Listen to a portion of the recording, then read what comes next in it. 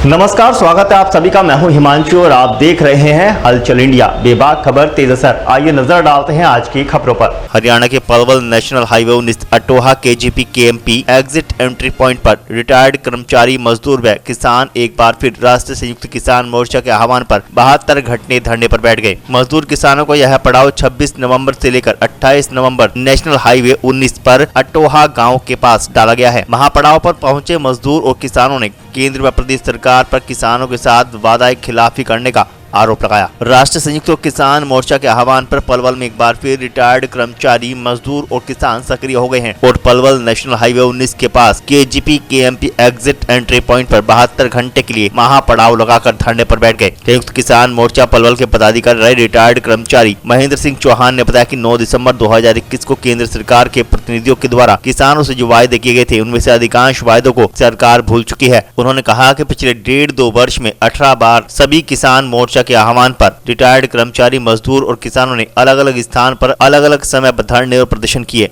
Rally की और सम्मेलन आदि करके किसान सरकार को चेताने का काम किया, लेकिन सरकार ने अपने किए हुए वायदों को पूरा नहीं किया। आज हमारा जो कार्यक्रम है, ये संयुक्त किसान मोर्चा जो राष्ट्रीय स्तर पे बना हुआ है हमारा, उसका आह्वान है कि भाई 72 घंटे हमें लगातार पड़ाव रखना है। और उस पड़ाव का कारण ये है कि 9 दिसंबर 2021 को जब किसानों से सरकार ने समझौता किया था और बाकायदा लिखित एक पत्र दिया था कि आपकी जो भी मांगे हैं उन्हें हम पूरी कर देंगे, कमेटी बनाएंगे, लेकिन सरकार ने 2 वर्ष बीत जाने के बाद भी कोई भी हमारी मांग पूरी नहीं करी। इसलिए किसान जब उठे थे आंदोलन से तो उन्हें अपने आप को अब ठगा सा महसूस लग रहा है। इसलिए सारे देश के किसानों ने फैसला किया है कि 18 बार हमने पिछले दो वर्ष में कार्यक्रम किए, रैलियां की, धरने दिए, लेकिन सरकार नहीं मानी। अब ये 72 घंटे का जो प्रोग्राम है, सारे राज्यों की राजधानियों में गवर्नर हाउस का घेराव है, लेकिन हमसे बहुत दूर पड़ता है।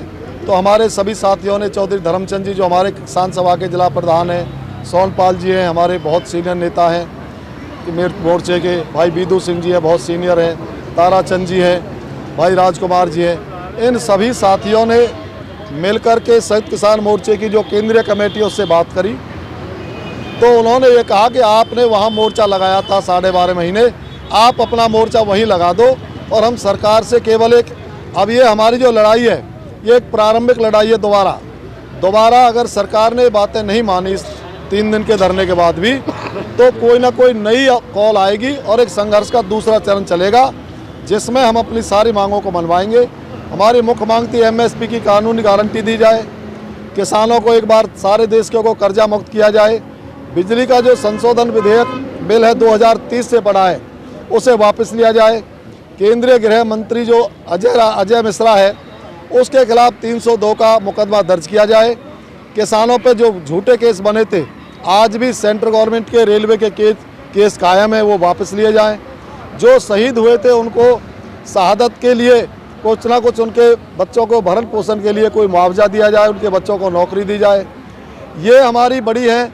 और एक पराली जलाने के ऊपर सरकार ने हाँ भर ली थी, लेकिन आज भी कुरुक्षेत्र में, करनाल में, कई जिलों में यहाँ भी प्रशासन किसानों के खिलाफ कार्रवाई करने पर तुला हुआ है। बल्कि कई जगह ये आया कि भाई जिन किसानों ने पराली जलाई है उनका हम धान या गेहूँ खरीदेंगे भी नहीं। इस तरह के गलत कानून बनाए जा रहे हैं और उसके साथ बाढ़ प्रभावित किसानों को मुआवजा दिया जाए।